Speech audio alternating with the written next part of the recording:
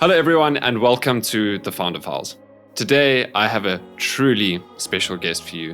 It is my honor and privilege to welcome to the show Melvin Lubega. Now if you haven't heard of Melvin is the co-founder of GO1, which is a unicorn valued at over $2 billion. He's a Y Combinator alumni, a Rhodes scholar and master's graduate from the University of Oxford, and a partner at Briga, which just happens to be, only one of the best performing VCs in Europe. As with all stories on this podcast, we talk about GO1's founding and 0 to 1 story. We then take some time to get specific about his experience at Y Combinator, because I don't know about you, I want to hear about YC. We talk about Melvin's drive and ambition and how this was grounded in the love that he received as a child. We then go into the depth about how he grew his sales team with some epic insights into B2B sales. He discusses how he converted competitors into partners and grew the business through those partnership agreements. We talk about scaling product and the balance between product-driven and sales-driven growth, and much, much more.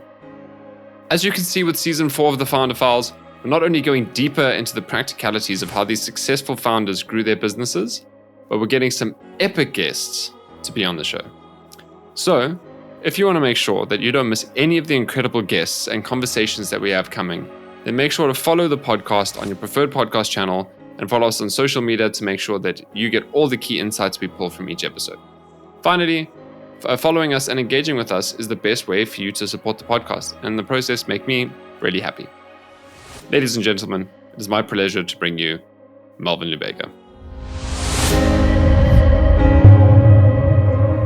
Welcome to the Founder Files, the podcast that's like eavesdropping on a conversation with a successful entrepreneur over a fireside chat. Join me, Cameron Coutts, through this unique experience of unfiltered stories and insights from scaling founders around the globe as they share their ups, downs, and everything in between.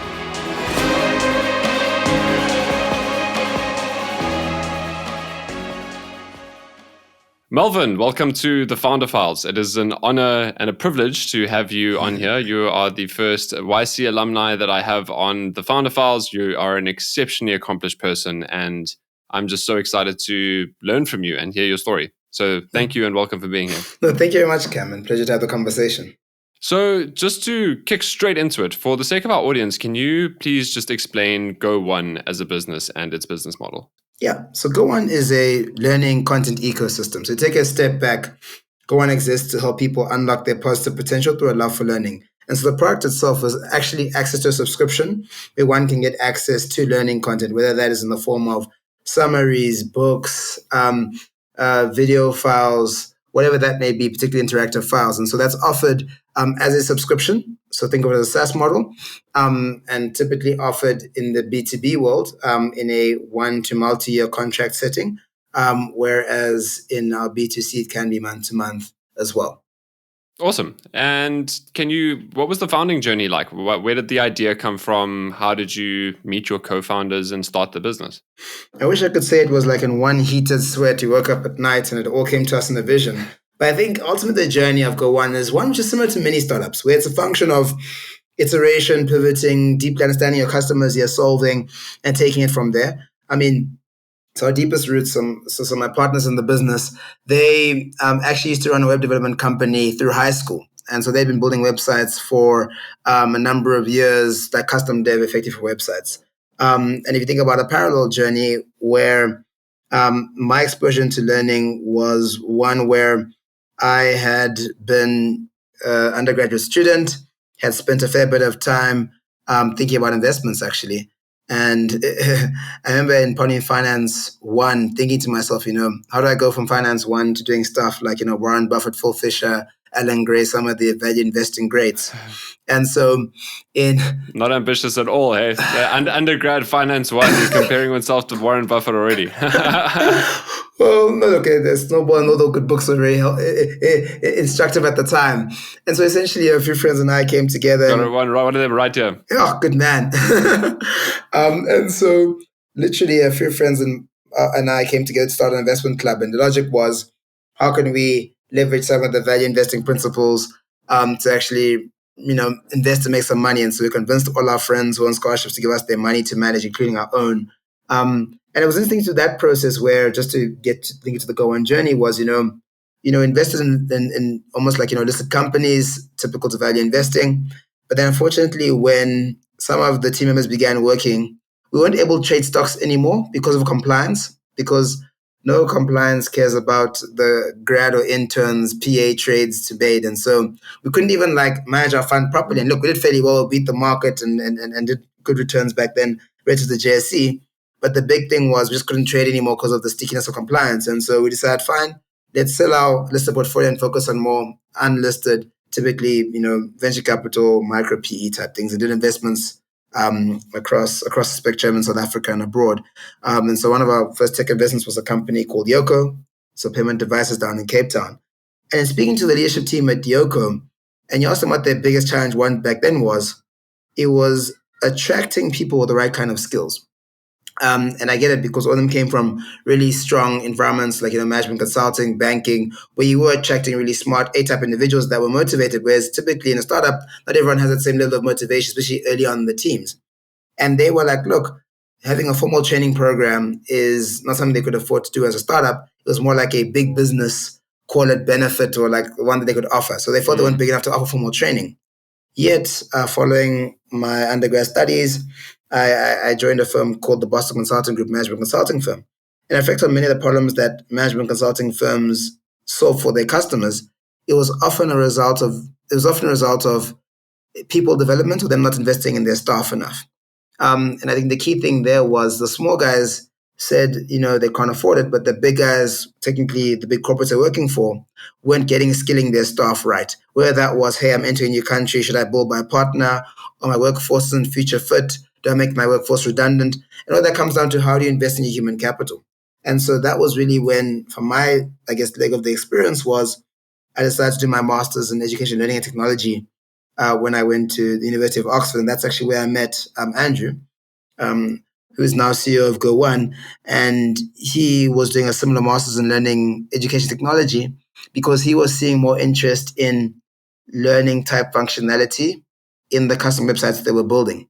And so it's interesting, I guess, where if you think about all of us as, founding team members, where we had different exposure to the problem, but had seen how it played its hand in different contexts. And so it was more so through that, I guess, to your question of the to one journey, was the coming together of one, the experience gained being doing custom web dev, and the other side also then thinking through the experiences of one, how online corporate training was done and how poor it was at that point in time. Yeah, and just for the context of the audience, I mean, you were the co-founder you're talking about, and the having done the web development.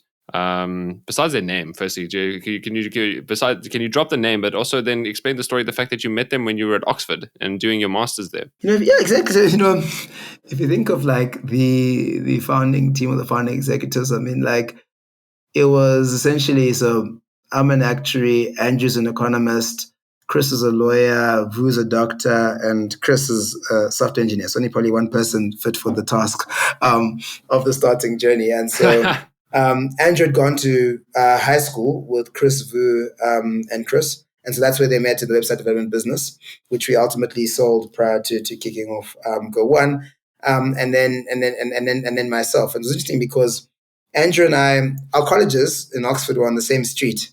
So he was in Exeter and I was in Lincoln. But also it was interesting because Andrew's from Australia, incredibly smart guy. I think, he did our masters and I think concurrently was doing his PhD in economics and business in the university in Australia. So incredibly smart individual and a great friend. And so I have all the respect for him because a master's also should keep one busy.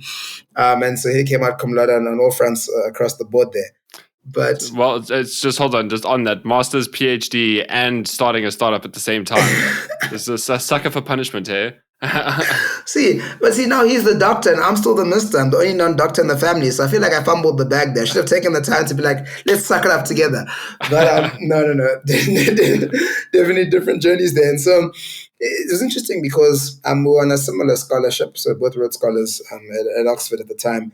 And,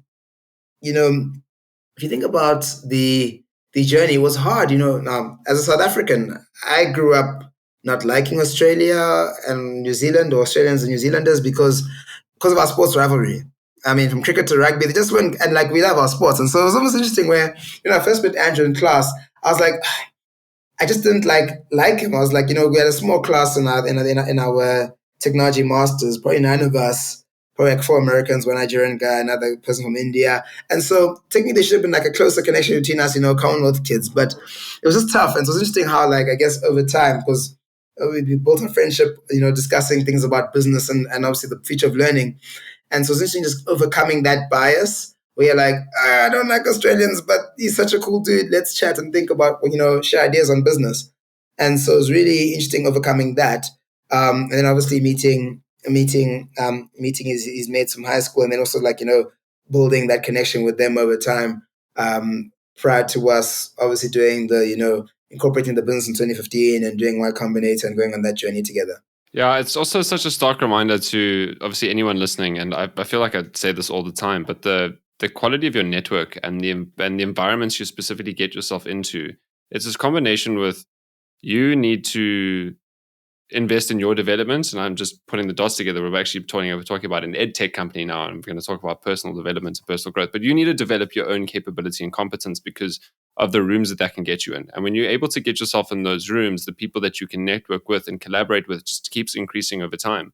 So it's obviously like I find it to be no surprise that you found your co-founder and then founding team having been at Oxford when you've got some of the smartest people in the world now sitting in a room together, and some of the most driven, motivated people. So just the capacity for networking, but then just the perfect storm of background and environment, right? The as you say, with the knowledge of the problem that you experienced, especially coming from BCG, then the fact that you've got already an investment background, so already understanding the commercials of building a valuable business because having invested them and also helped with Yoko in the early journey. I can see all of these dots piecing together, and then the skill sets coming together. So what an epic introduction. And just even that you can immediately see is like, if no one knows about GO1, besides obviously the introduction that I'm going to do on this episode, but no one really knows the story of GO1. Already you can see a recipe for success formulating. So to get into now this recipe and journey, talk to me about, the 0 to 1 experience. Yeah, it's interesting when you think about 0 to 1, because it's almost like there's negative. There was the point was even before 0 was probably negative, right? I think, where you're trying to figure out, because for us early on, and I think it's typical of many B2B SaaS businesses, when we began, we're typically doing like more project type work. So, every client had its own unique instance, and you're thinking about building features, but you want to make sure you close the customer. And so you're almost figuring out, what I think they're now called design partners, which I think we didn't say, hey, you're not a client, you're a design partner. And so we won't take all your feedback, but, we'll work with you on the journey. Whereas I guess for us, being very conscious of, how does one, build a business, you bring on customers and you actually try almost like use their needs to better understand the space you're in. Because think about it, our typical audience is an L&D manager. All of us at that point in time are early 20s. You've never managed, let alone been in L&D or HR from that perspective. And so you really have to get close to your customers to understand exactly what you need to build out. And so very fortunate early on in the first version we built to, we won the award for the best new learning platform in the world. And it was because we were very thoughtful around ease of use. Because back then, many learning platforms were built for the administrator, not for the learner. And so our mantra back then was, you shouldn't have to learn how to learn. Because the tools, like Microsoft Excel, very powerful tool, but for you to get the most value, you have to be like a super user to use macros and VBAs and all the good things that come with that. And so for us, we're saying, how do we make the learning experience easy and not only focus on the reporting and tracking? And so early on, that was where we thought, like, look, let's build around that. And so, going to that particular point there, we're able to get some early customers before we started, like, look, let's think about scale and, world domination. Because a big reason why, for example, we looked to Y Combinator was because we realized that, hey, the US is the biggest market for L&D in the world, and none of us had any exposure there at all. I think I'd been to the US prior to that, probably like 5 years or 6 years before, for debating for like a week. And so like it's not like I had like a deep networks in the market. And so first I was saying, how do we leverage the Y Combinator experience, the network that it has, to be able to also better understand and enter the US market? And I think for us, that was a key consideration at that point in time. And that's why for us, obviously we did try to raise money, prior to YC and going through that process. I mean, remember there was a UK government grant we were trying to win, must have been £10,000. And I remember like we posted a video trying to get everyone to like, vote for us. And then we never got the money. I think back then we still had our original names. The original name for GO1 was Aduro, which means spark in Latin. So being very nerdy, we're like, look, brighter learning, spark. But in quick succession, after our initial days at Y Combinator, speaking to the partners, realized that, look, the name Aduro may be difficult to pronounce in different cultures. And so really didn't double behind, GO1 from that perspective. And so really it was, one, understand the problem we're solving through getting close to our customers and, obviously trying to see how we could get them to understand their needs. But I think the other piece of it was also early on, and I'll be honest, I mean, we were saying yes to more than we probably should have because you didn't want to lose a customer and you wanted to get to their specs. Our skills journey really began, I would say, during the Y Combinator process. I think we probably had just, under $1 million worth of revenue going into Y Combinator. And, we're probably breaking even at the time, whatever it may have been. But I think definitely hadn't really gotten to scale and thinking about how do we really grow at scale from that perspective. And so Note to One was really a function of one, understanding customer needs, two, building a product. And I think three, then asking that question of like, to who else is this relevant and solving that problem? Melvin, I've got a complete curveball of a question to actually ask you, but I do definitely want to double click on YC. But before getting into that, I mean, another pattern I'm picking up is, and the reason why I thought of this is as soon as you mentioned, obviously going into the US and that being the biggest market in the world, the way that you describe it, look, obviously with hindsight, but it seemed at the time it was just a no-brainer. It's like, this is something that we have to do, and like how we're going to do it because we want to be able to scale this business. I mean, there's the first bit of ambition. But then secondly, starting off as an investor in university and investing into the likes of Yoko and growing a fund that's super successful, Rhodes Scholar, I just want to get into Melvin as the human being and like this level of ambition and drive, but also self-belief to really be able to shoot the lights out and build a unicorn seems like it was all grounded there already. Where did that come from? It's a tough one. If I think about it, most of the best things in my life come from my family, to be honest. I think something which and within my friends now have kids and I've got many nieces and I always reflect on parenting and what that does and the kind of home you grow up in. And one thing which I'll say unashamedly is I grew up in a home of love. And because of that, I never felt that whatever failure would have meant that it would have been, there'd be less love for me. And so I grew up in an environment where there was so much love from my family, from my mother. My father passed away when I was younger through a car accident. And so growing up in that family where like, hey, my mother would just speak positive things into my life. I remember like doing, I don't know, must have been actual science. The first class we did, everyone failed. I think actually everyone failed the first exam we did. And, just the reassurance I got from my family throughout my journey and career and the belief and support I got, I think made me almost two things. One, not look for validation in the world and be comfortable running my own race. But I think more importantly that the sense that, failure was never fatal. It was never like, oh no, but Marvin, if that happens, because the biggest challenge I think for many of us, especially in African context, is the shame of failing is so in our minds, societally, like, irrevocable that one doesn't take the risk. And I think obviously it starts with in a community like a family, but even like friends and peers and colleagues. And so I think for me, that was very fortunate. But also in the same vein, even at the time before I even went to Oxford, I mean, I was very fortunate to receive a scholarship to my high school, St. John's, and privilege of traveling abroad through debating and other sports and stuff. And so for me, there's always a sense of my life that I've had such incredible opportunities and people believing in me that I want to have the ability to create those for other people as well. And so, for example, my career objective is to create 100,000 jobs, sustainable jobs. And if I do that, I think I'll do well because no one's created 100,000 jobs and been poor.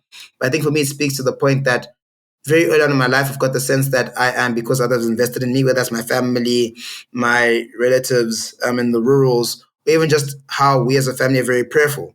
And so when I think about, given the opportunities I've gotten, of which there are many, to the ones some of you mentioned, I mean, having the ability to study abroad, be on scholarship, go to Oxford, all these things, then surely the impact I have on the world should be different because I've had those opportunities.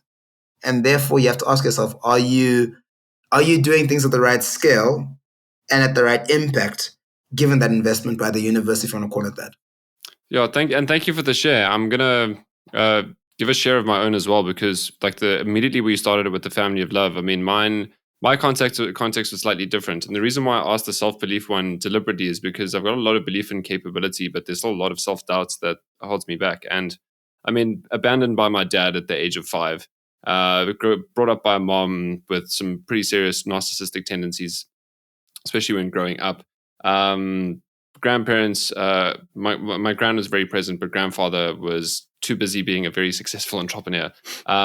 So like the presence of love in my family wasn't necessarily there, but like financially privileged, all those opportunities. And that made me think of now I seldom felt like I had people in my corner believing in me as Cameron. I think I definitely had those foundations and those opportunities now, and it's been now difficult because of how negative so many of those experiences were to view the opportunities and the leverage that I had. So yeah, I don't really have a point. It's just you really made me reflect on myself and just how the combination of the childhood experience, loving family, and gratitude are very intermingled. And that paid forward mentality that you have kind of comes naturally because you received that as well. And it's interesting one, you mentioned that around... I should call my therapist and do a bit more work. No, but I mean, like, look, all of us have a lifetime of work to do. And it's something which I reflect on as well. I mean, something which is always true. So my mother is the oldest of 36 children on her side.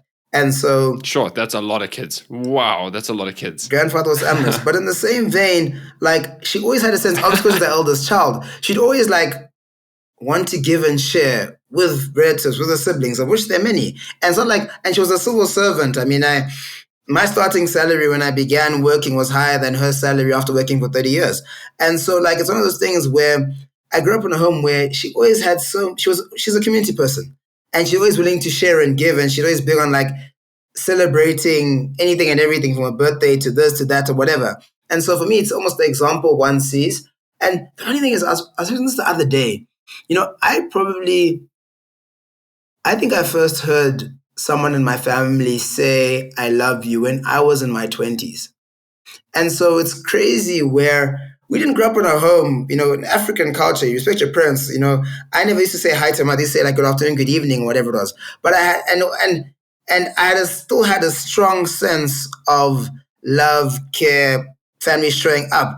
And it was interesting because now, it'd be like, you don't say I love you, you even love the person. But I knew 100%, I know to this day, my family loves me. Even back then, we weren't saying I love you. And it wasn't even like, it wasn't a taboo, it just wasn't how we interacted. And so it's interesting also how one perceives love. And I think it's different where it's easy to use the platitudes of the words. And I think, to your point, what I value, for example, for my dad, where even though he passed when I was young, was, he used to work incredibly. He was a medical doctor, also entrepreneur, had businesses. He used to come home late at night, we tied up the coins from the whatever, takeaway store he had. I remember like him teaching me, for example, how to count. And it's so crazy because we used to like count coins and like group things there. And I must have been easily in like grade 1 or something like that. But because of those experiences, which I probably got late nights wrong counting these coins. But when I began doing maths at school, I almost felt like, hey, maths and I are friends. And so maths has always been my strongest subject. And that's why I was able to get the scholarships I got and did actual science. But something so small as that, which was unintended. And so for me, I think when I reflected on my journey and, I hope I can imbue in my family and as a parent, is one, to perceive that love and also invest overly, because it's those small things. My mother, it's crazy because look, I did like whatever, provincial sports, national debating. My mother has never been to a debate of mine or sports game of mine in my life. And because she was working. And the reality is, again, I never felt like, oh no, other kids' moms are coming to these events and therefore mine's not there. Because I knew that my parents were doing what they needed to do for our family. And so I think it's not only the action, but also how it's perceived, which I think is an interesting one because that you can't really control. And so something which I think about my journey is also saying like, look, how am I as a manager, as an uncle, as a partner, as a friend? And something which is, when you think about the entrepreneurial journey, is how am I creating those loving and safe spaces for my founders or co-founders in my businesses, for my employees, which is also part and parcel of the journey because, as you know, as a business grows, founders play different roles in the business. And how can you create that space where, hey, you're no longer on Exco, but you're still a valued member of the team and trust that we have your back and we're here to show up with you in love. And it's those things which, to your point, I think I carry from my childhood and thinking through how does that affect who I am today, both personally and professionally. Yeah, that's awesome, man. Thank you for the personal share and for getting personal now. It just really reminds me of the saying, it's not about what you say, it's about what you do. And the point there around your experience of love growing up, it didn't need to be said because it was constantly a verb. It was constantly action. It was just done, and the way that it was lived. Awesome.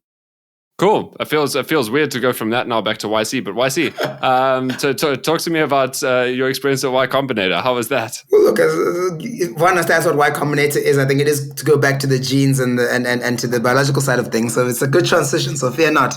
But no, I mean, so interesting. So YC, for everyone's context, I mean, it's I don't know what it's called today, so I'm not going to name it, but let's call it an incubator, even though one contested was an incubator or not. But ultimately, when we went through it was very fascinating because essentially it's a 3-month period where back then, I think it's back to normal now, where you'd go Mountain View and actually go through the program of, your office hours, your lunches and so forth. Like it's famously said, I think it was Brian Chesky at Airbnb when they went to Y Combinator. Like he spent most of his time going to or being in New York and trying to obviously get his early customers and clients and think of his model and stuff. And so it's one of those ones where you get as much as you put in and what you ask for. Because the time with the partners is there. Obviously, there's infrastructure and there's certain structured things like the dinners and stuff. But it really is saying, hey, you come in, it's a focused time. You're able to use office hours to get insight on your business, what you should and shouldn't be doing, what you should think about, what are your metrics you should be trying to target before demo day, which is in the 3 months, we'd hopefully raise some money from investors.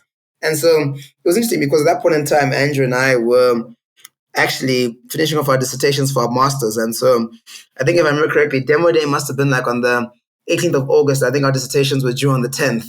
And so you're almost late night, working through your dissertation, also trying to then close customers and try and meet the YC targets. But I think what YC does very well is through the demo day, it creates a arguably artificial deadline for you to work towards because you're all there as a team, you're all grinding it out. I mean, we were in a house on just off Castro, the main street there on Dana Road, in Mountain View. And it was like a 2-bed house, 5 of us clustered together, taking turns on the bed. And it was quite incredible back then because I think it was the exact same time when HBO's Silicon Valley came out. And for those who haven't watched it, it's an epic show. I think I enjoy just the comical relief of actually knowing that lived experience of the average founder. And so it was a good experience, one, to help us think about the business and to be able to ask the hard questions. Can we get to where we're going? What's the problem we're actually solving? What's our target customers? So early on, I used to look after all our growth and revenue and sales and customer success, or sales was actually then, I think Chris looked after customer success and Andrew's product and Chris H was on engineering. And I remember thinking, so I'm an actuary. So actuaries are known for loving sales and going out there and cold calling customers. But it was questions how do we build that competency given where we were trying to go? And I remember just digesting every single book recommended to me around how to do sales, how to think about your sales funnel, your process, your ICPs, all that good stuff. And I think at the same time, so now I love reading biographies. That's something I just love doing now.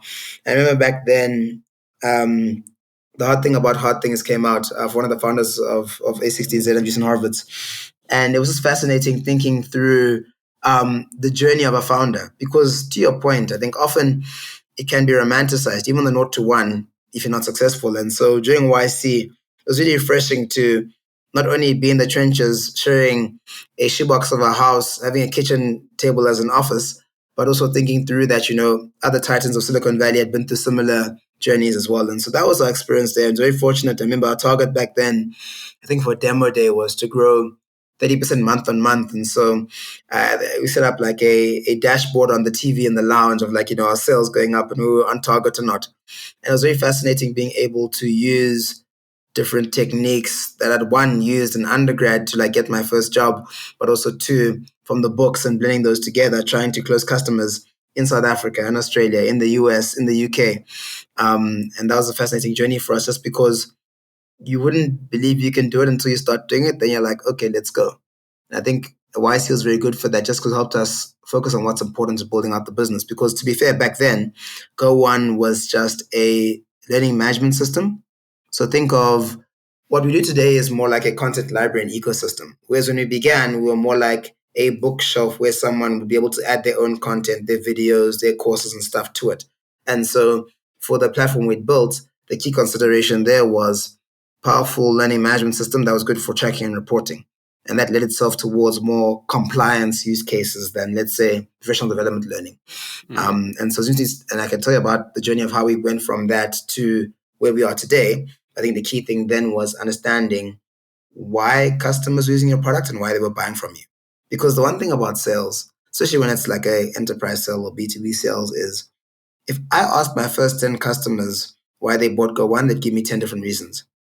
And then how do you scale that value proposition when you like everyone's coming for different reasons? How do you spend money on marketing a particular message when you're not so clear on why people are coming? And so I think that was really great for us to go through that process to better understand what that meant from a branding, marketing, and sales perspective.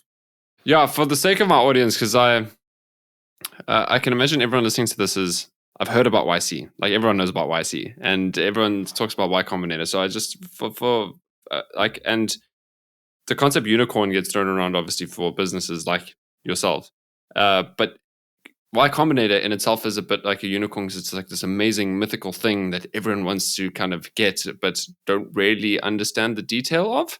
So I think just practically, like you mentioned a couple of things there. There was like very solid systems of accountability, strong push and drive. I mean, 30% growth month on month. You mentioned the fact that they're the demo days. You're clearly getting pushed to perform as part of this incubator accelerator program. You were having clearly some practical lessons and exploration of who your target customers are, what your market positioning was. What would you say was, the main practical benefits and value that you got from YC that anyone listening to this could go and find for themselves in other places? I think it's a soundboard and a mirror. I think the best thing from YC, beyond the initial capital you get and obviously the YC badge and the cool YC swag, surprised my hoodie still fits me, but it does. And so like, that's all good. And yes, as a founder, there's certain things attached to that. But I think for me, it was more so, being able to have office hours and really ask and get advice around the problems you're currently facing. And not only the problems you're currently facing, but from someone who has built a business and will see the question you're asking and understand the future implications of the question you're asking and answer in a way that actually not only helps you be relevant now, but also future proofs what you do in the future. And I think it's something, for example, like, when we changed from a Duro to GO1, something as simple as that, where it's like, hey, do you own the .com of your domain? I think it must have been .co at the time. And so thinking through, hey, if you want to be global and have ambition, get your .com. That may have changed now because I know Antigua is very grateful having .ai being, I think, 90% of GDP, given the domain sales on .ai. But like, I think things like that, which one could take for granted because it can be very academic and you wouldn't know any better, through to thinking about like, how to spend money. You get some money, let's say, your one now, I think it's now 135 up to 500 with YC matching, but you get some money and where best spend that money? Like, she's spending it on sales, engineering, and just, philosophies. And so I think it's almost like someone that helps you, hopefully, pay new school fees and you because they've paid school fees on their journey. And I think the ways you're able to get that is by one, when you're looking for investors, find investors that have actually built businesses or mentors or advisors that have been on that journey, especially tech businesses, or just read. I think like you'd be surprised how much stuff is out. That's why I love biographies, because especially ones that are autobiographies, because guys are a bit more real about their journey. And that will go a very long way. I mean, when it came to sales, I knew nothing about sales. Now, when it comes to B2B sales, I think I can go toe to toe with some of the best, just because I spent the time immersing myself in that from a B2B SaaS perspective, rather. And so I think it's something which is being not afraid to realize that there's so much knowledge out there. I mean, every YC partner, and YC has like YC School, there are many resources freely available online today that even if you don't get into YC, you can get all the insights from the different partners. And so it's almost like don't discount the fact that there's so much stuff out there already. It's just about you being committed to one, I'd say finding it, but it's literally online on YouTube, on Instagram, wherever you'll find it. And I think it's about just also taking the time to go through it. Yeah, 100%. I just wanted to share the pointer on the signing board and the support is pretty much exactly why we started Metavolve. I mean, you mentioned earlier around the founding story of GO1 as well was very much around small businesses can't afford it, and I really want to get into what you've been able to do for small businesses and direct to consumer in the conversation. But the point now with strategy, right? Strategy and entrepreneurship are often seen as these fundamentally two different things. They don't necessarily go together. And strategy is usually saved for like the McKinseys of the world. And in my opinion, people that need strategy desperately are the entrepreneurs of the world, but they can't access it. It's not affordable. It's not in their language and it's not done properly. So we're on a mission to, one, demystify that, but do something about it. And at every life cycle stage, we've got a long way to go, specifically at the early stage like you're talking about, and the practical lessons to be able to do that and build strategy there. And I think we'll get there in time. But it really is the acknowledgement that what I hear so often about the value of accelerators in general is the people with their expertise and knowledge to be able to help along the way. And this is where we're on a very long-term journey to try and make our contribution to that as well. Yeah. So back to the GO1 story. Talking about the 0 to 1 now through the YC experience. How did you know that you were at the 1? When was the 0 to 1 over? It's something which I often reflect on. I mean, like, so one will say is GO1 still a startup. I still think we are. Fine, now there's a distinction between being a scale up versus a startup. But I would say you get to 1 when you know what you can offer to the market to scale. And I think when I say scale, to my earlier point around, do I know why someone's buying my product? What do I need to articulate to get it there? Is there real value that they're seeing in the product? And are they seeing value in the product that allows me to capture value in what I charge the customer in a meaningful way? I think once you have that, it's almost like we think about a car, right? If you think about a car, it is actually the clutch that moves the car and the accelerator only accelerates it. So I think once the car is moving, and don't be surprised, the car may look very, very moving, but it's very stationary. And so once that car is moving, I think that is the 1. I think that is a function of then, putting the accelerator and then scaling that. But if you scale something that doesn't work, and many people do because they raise money and they want to spend it, they end up killing their businesses. Unit economics don't work out. They don't have the right team. They don't have a good value proposition. There's so much stuff there. There's no product market fit. And so for us, I think it really was when we got to the use case around compliance and compliance training and saying like, look, hey, we can provide you a platform that allows you to really track your compliance, and of which there's lots in America across different states and even, in South Africa at the time. And so then even when we began to think through our content library. So I think we had product market fit or got to 1 in our LMS, call it offering, learning platform offering. I think where things really hit a ring was when we were able to unlock our, call it, content ecosystem. And so, I remember back in the day, you demo a customer the LMS without any content and put like a dummy video in there. You say, hey, like, look, would you like to buy the system? They'd be like, oh no, we don't have any content yet. Give us a few months. We have content on our roadmap. Once we have the content, we'll come back and we'll, then speak to you about the platform.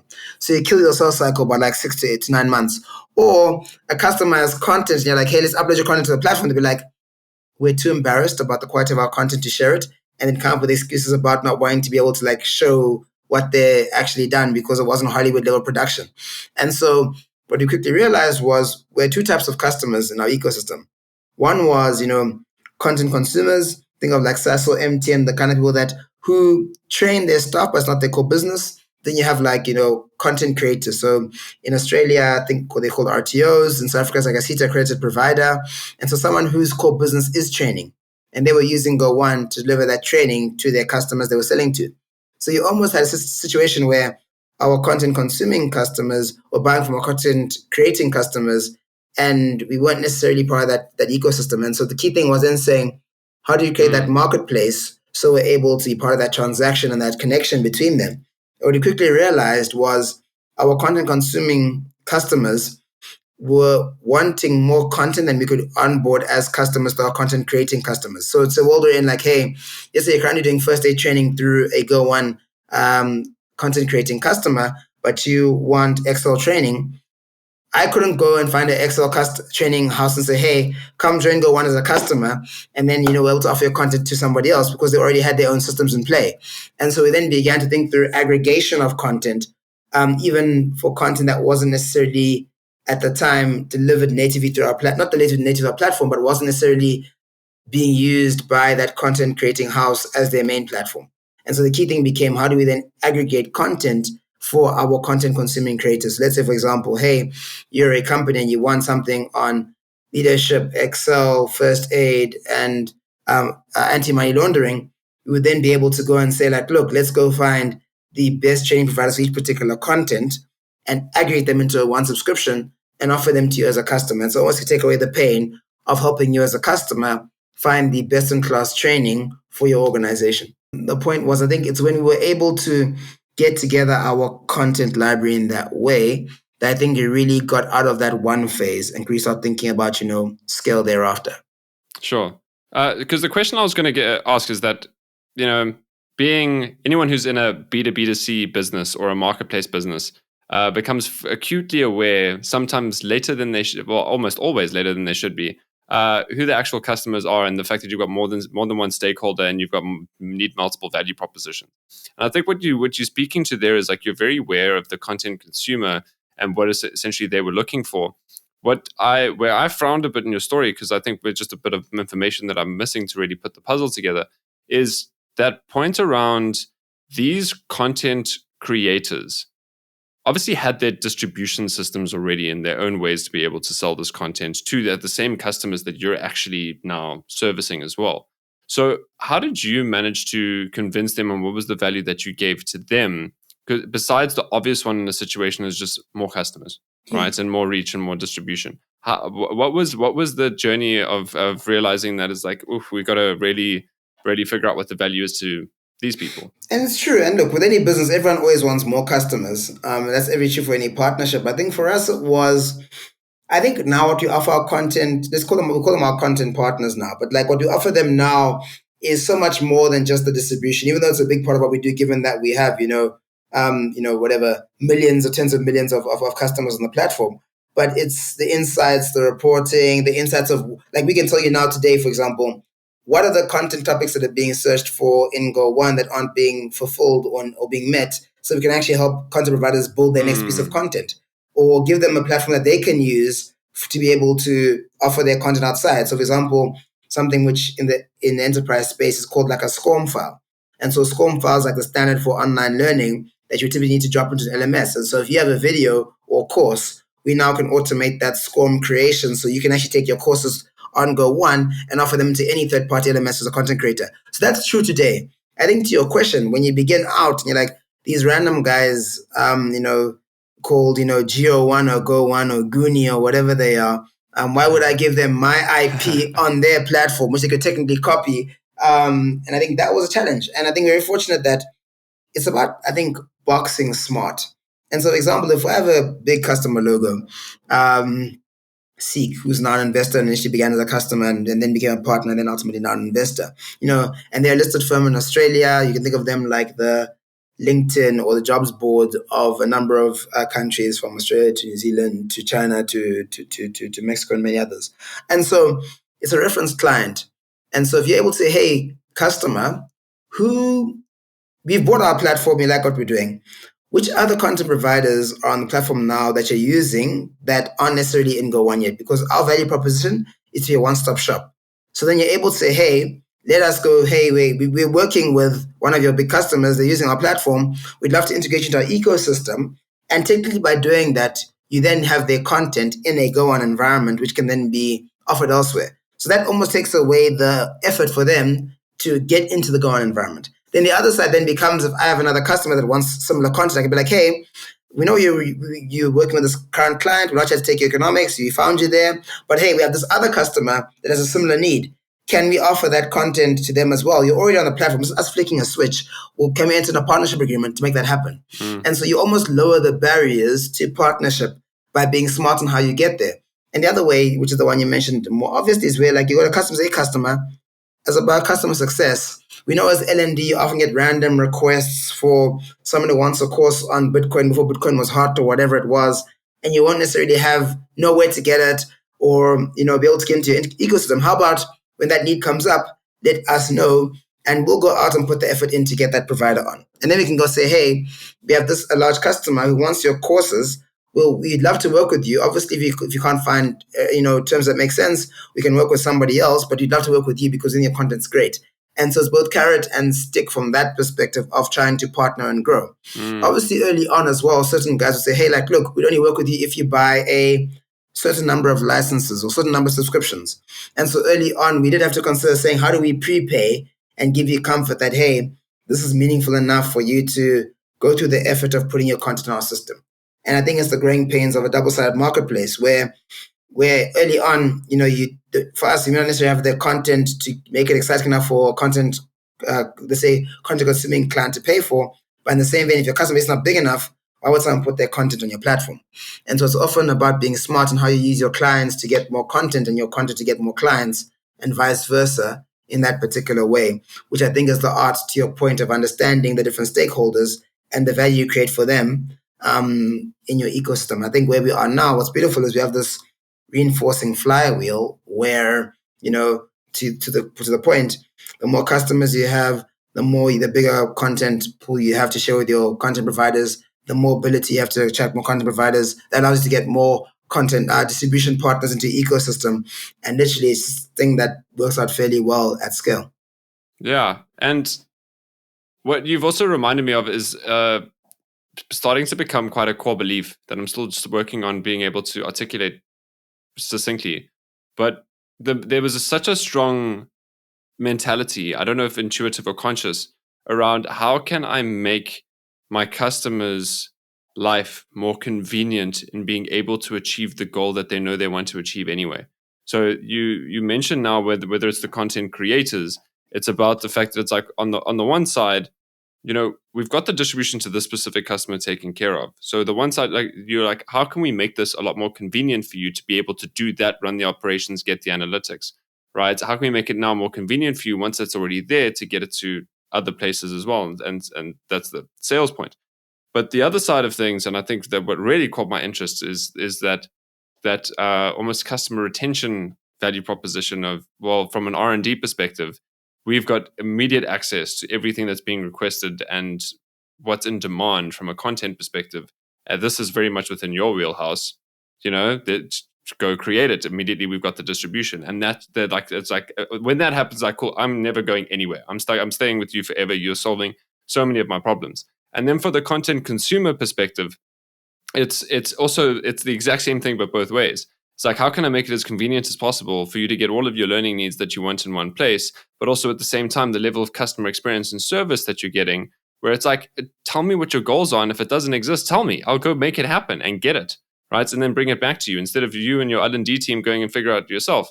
And it's so...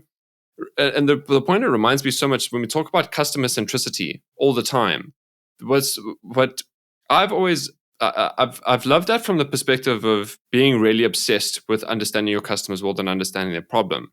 But there's been and it's still been quite abstracted in that sense for me. And this is why I bring this up, because what makes it, at least personally for me, a lot more grounded, still very abstract and philosophical to be fair. But the point of round is like the mentality of when I'm looking for the problem and I'm being obsessed with the customer, it's the question I'm always asking myself is, how can I make your life as convenient as possible to achieve the goal that you want to anyway, that I know I can help you achieve? And if you can bring that convenience element in, that's when your customer retention is basically sorted, in my opinion. Yeah. Fully aligned. I think that's true. Even outside of customer, I think even like working with people, I think if you ask the question, look, how can I ask your client, look, how can I help you achieve your objective? How can I make you look good? And like, what are you trying to achieve? And just by understanding that, you go a very long way, even through, trying to win a customer, win an investor, or solve a problem for a customer and your product that you offer. And I think it's almost that ability to listen and listen well, which I think we often take for granted. 100%. Let's pause here for a moment. If you've made it this far into the episode, it's probably because we're talking about things that you're trying to implement in your business. You found your sweet spot in the market, you've gained momentum, and you've already been through a phase of growth. Because of this, you know that on the outside, growth is super sexy, but on the inside, it's incredibly difficult to achieve and to sustain. So now I've got a question for you. Now that you know the sacrifices it takes to achieve growth, how much time are you currently spending thinking about your direction and your next phase of growth? I bet not as much as you'd like, because you're still in the thick of it. Leading, deciding, pushing for performance, pursuing new opportunities, maybe even thinking about selling the business. See, your story is yours. But this chapter where growth meets complexity, this is when things get hard. Because you can listen to insights from podcasts and stories from people that have been there before, but applying it to your context is a completely different ballgame. So let me help you. If you want to have a 90-minute, no strings attached conversation with me, then head over to Metavolve's website in the description of this podcast below and let me help you navigate this next phase of growth. Because at the end of the day, building a great business is complex, but it doesn't have to be complicated.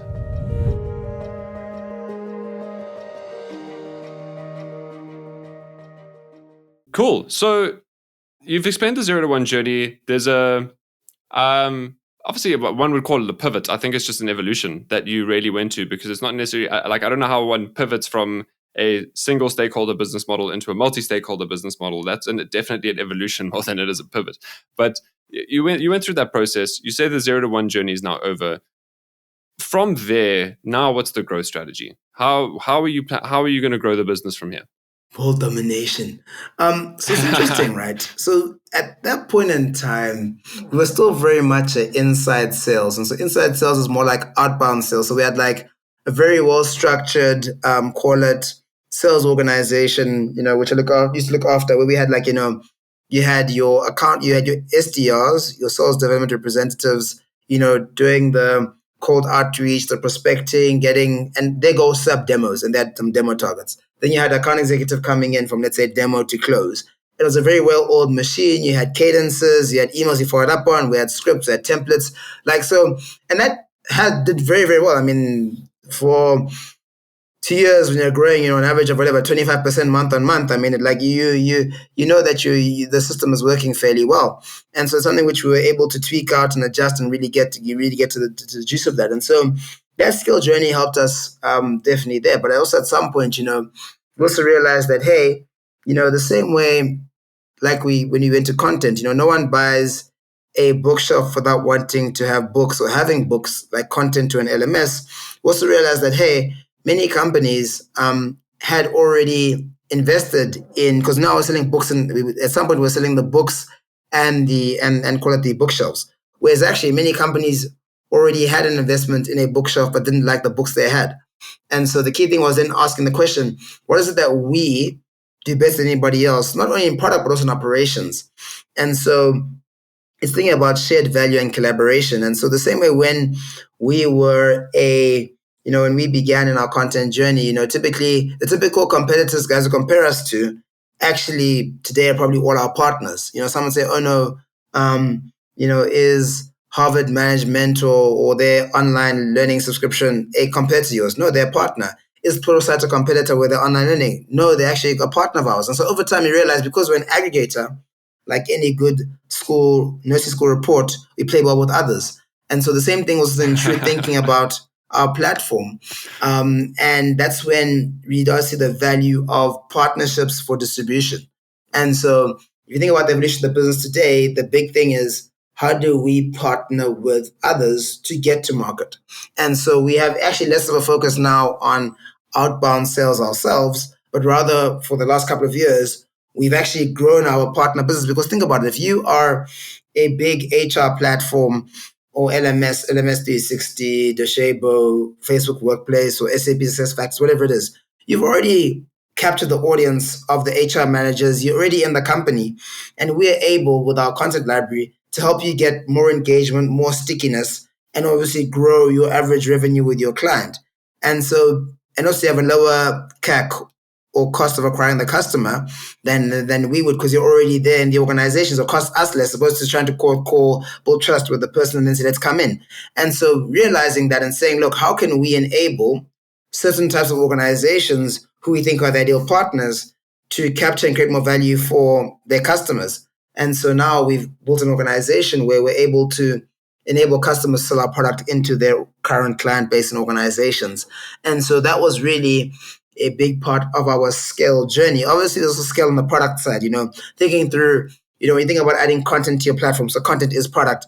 Melvin, sorry. I actually do want to pause you now, because I've already listed 3 things that I want to deep dive into, and now we're going to get into so many. So let's go. I'm going to pause you quickly. I'm going to take you 3 steps back to talking about the sales development representatives. I think, and first and foremost, you've done so much work yourself on B2B sales, right? And I know that a lot of people listening to this are in the B2B space as well.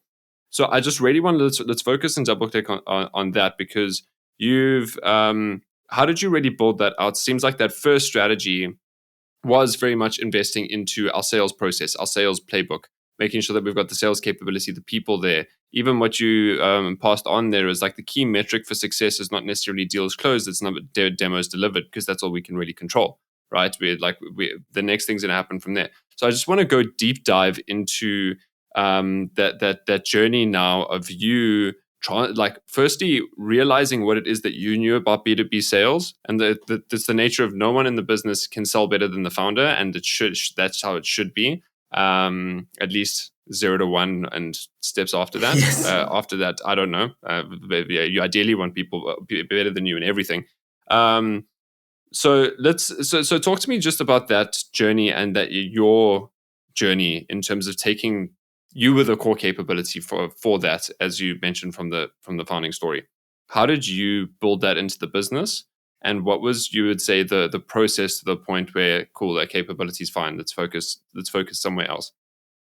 Yeah, and it's such an interesting point. I'm a believer that, especially in the 0 to 1 journey, you shouldn't hire for a role you haven't tried yourself, which is a hard task to do. It's easy on sales. I mean, if you're not a technical founder, you'll struggle. But for me, it was if you don't know the pain. So even when I was heading up sales and we had 70 guys in our revenue org, whatever it was at the time, before we started to do more partnerships and stuff, I used to make sure even once a week I still cold call or try cold call a customer, just so you get a sense of the cold face of what's happening, because otherwise you can quickly divorce yourself. Because one thing sales guys can do is sell, and one thing you can do better than sell is sell themselves.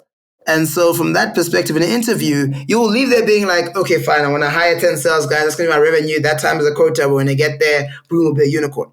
And it never works out that way. And by the time you realize the guy's not working out, or the goal's not working out, you spend 6 months of salary and you burnt your runway. And there's so many things with that. And so for me, it's almost if you understand the buying process and actually break it down from experience, you deeply understand. And also in the same vein, to your point, no one can articulate that passion like the founder can. Obviously, you can pepper it in a big contract. The founder comes out hey, you're important to us. Let's go when you get to scale. Or you create the full sense of, hi, this is Melvin's assistant. Okay, hi, it's Melvin. But either way, it's just thinking through, that sales funnel. I think for us very early on, it was one, losing our experiences. And so for me personally, so when I was looking for my first role, when I was in final year at UCT Actual Science, I'd spent more than half the year outside the country. I was running a program in Washington, D.C. for internship and young leaders. And coming back 2 weeks to finals and not having a job offer. And I was okay, cool. I'm how do I do that? And so obviously all my friends had the job offers, many of them on bursaries. I was on scholarships. I didn't have an exact path to go to. And I said look, I literally reached out to the CEOs of all the big companies I wanted to work with. And so, thinking through the basics, and something which worked well for me was hey, look, my logic was if I reached out to the CEO, got their attention, they would obviously fob me off to HR. But by the time HR got the list from the CEO to be it's coming from the CEO. Okay, hey, it's Melvin, not coming from the exactly. literally, literally, list, and you figure out the image, is it whatever, S.Kosef, is it Stephen.Kosef at Investec? Is it back then, L. Bum at Deloitte or Lwazi.Bum at Deloitte, whatever it was, all the companies I was trying to target. And you just figure out the email addresses and you say, look, the most clickbait heading ever around partnership and world domination. So they click on the email And I remember that email was ridiculous. Probably had like half my CV in there saying like, hey, young South African, would love to do whatever with you. This is who I am. And yeah, someone replied be like, hey, Melvin, I don't know, I got my email address, but hey, hey, Cynthia, Carol, please meet Melvin. And then you get someone replying like, oh, sorry, Mr. Lubega, for the late response. We'd love to chat to you. And I replicate that in my journey for sales. And for the record, you've already applied to that job. Like, you've already applied to the job, and like you've got the formal application in there, and you're going CEO route, and then it's like, oh yeah, sorry, we were getting to your application. Don't worry. and so the key thing there, the insight for me was, how do you leverage the social equity and respect of peers? And so, for example, I always know the ultimate buyer is going to be someone in the HR L&D function. But I'll probably go via the COO or the CFO or someone to be like, hey, I don't know if you're the right person, but this is what we do. Could you get me to the right person? If you're not the right person, they'll be like, look, I'm not the person that deals with learning, but here's my colleague. And so by them doing that, the person will be like, oh, HR, okay, cool. Well, Samantha said I should check this out. I'll check it out. And so being able to, so I would, in my SDR world, I would never really target my first email on my exact target. I would always have my cadence to be like, hey, who are the peers of the person we're targeting, and get the introduction from them. Because if you're an L&D manager, everyone's going to ping you around some L&D tool. Same if you're a CFO, everyone pings about ERPs. But if you ping a CFO about an L&D tool, it's like, yo, not my space. Speak to XYZ. And so it was interesting being able to leverage different tactics and A/B test what makes the most sense. And so that's why by the end, our like cold call script, or like our email campaign, or the subject heading and this, that was down to a T that is unrivaled. Because we're able to think through those implications and work on the reaction, where's clicked on, where's not clicked on, who clicks through, doesn't click through, what works. And so very much data-driven at the outset around thinking through that funnel from that perspective.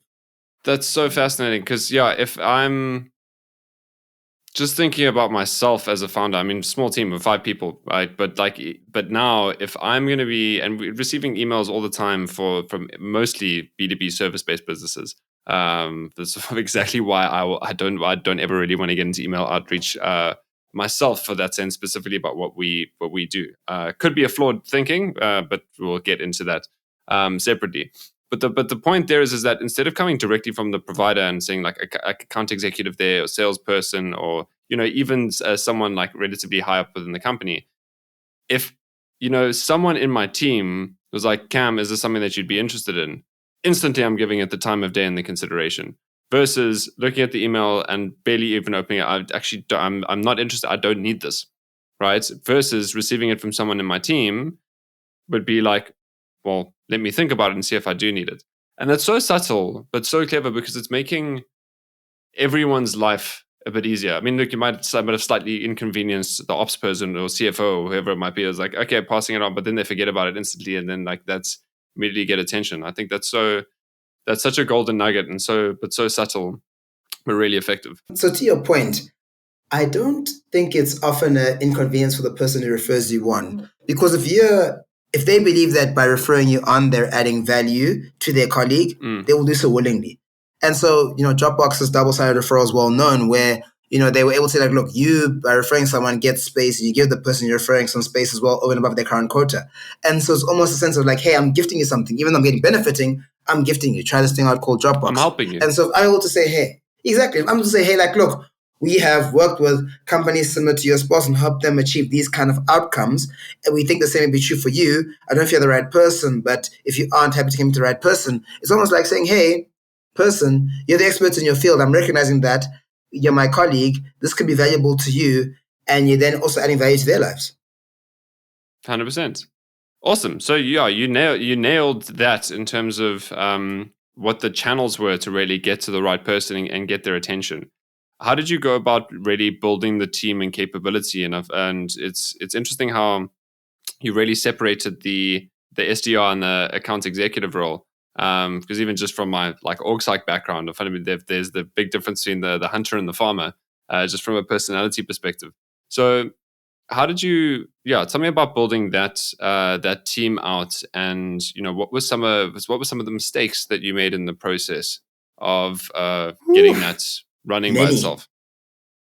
Yeah, I think many, because it's different, right? I mean, because I tried, someone going end to end from your demo. And even like now it's a bit more micro focused, right? Because you got marketing, and marketing has some own like, MQLs and SQLs, marketing qualified leads, sell qualified leads.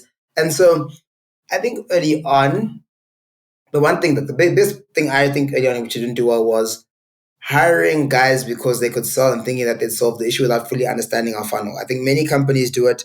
You get someone that can talk fast, has a network, has said I've sold competing products. And that's why the big thing is, and there's some great books out there which I can recommend, which I read, must have been now, maybe like, 9 years ago, around like one, I think was for B2B at least, predictable revenue. Who was the author then? Probably like Aaron Ross.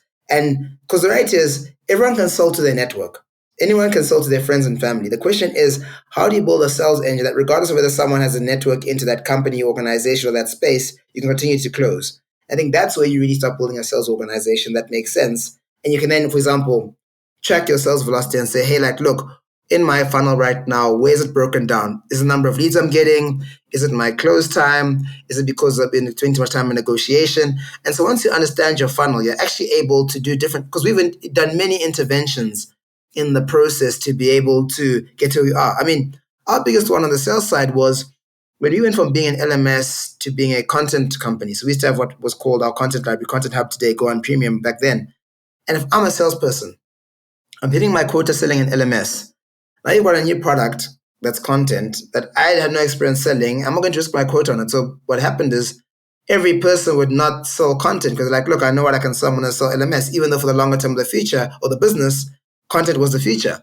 And so you had to even start saying, look, how do you incentivize, one of our co-founders put like said $1,000 up on the wall for the first person that sells whatever content for the week or the month or whatever it was.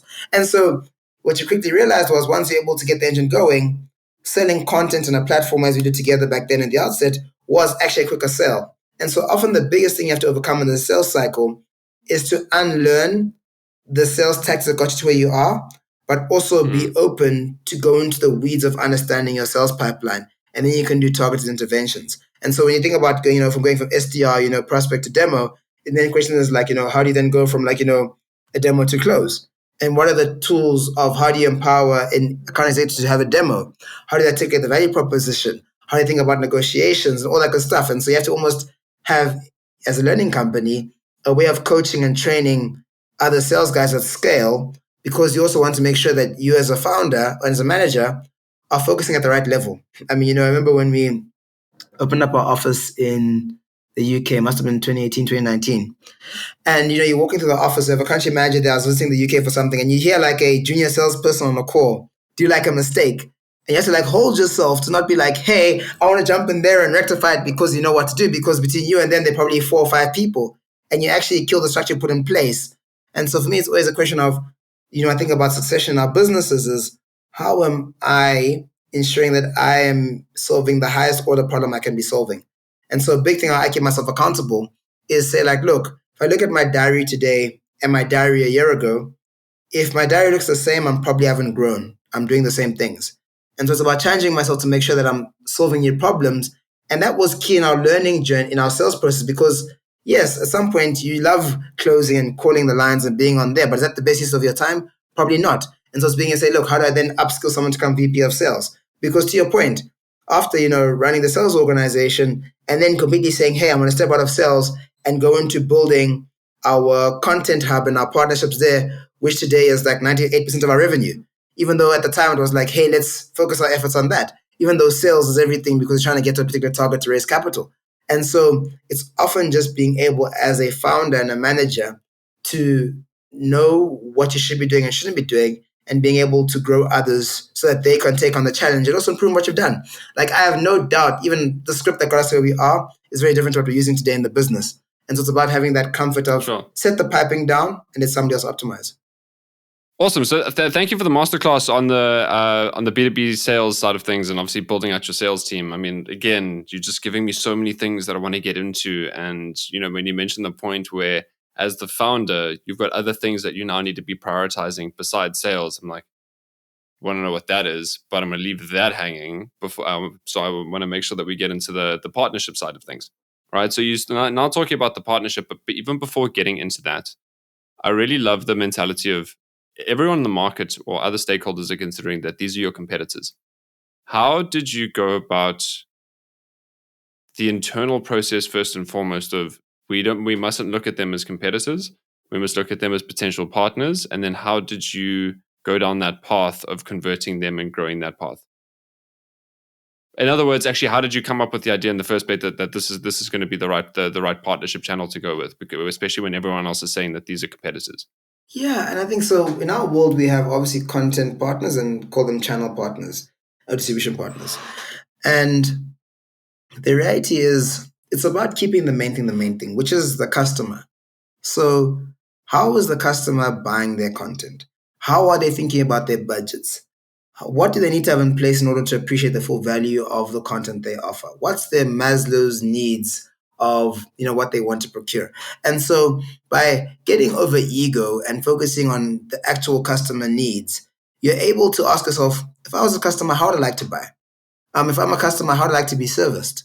And and even if I've got the most epic, content delivery platform, do I want to have to go to IT and approve another software system at an enterprise level, or rather have someone that can plug into my current ecosystem that I already spent lots of money trying to get into play? Because often in the L&D stack, it's first, you focus on like your payroll, your HRIS, your HR management.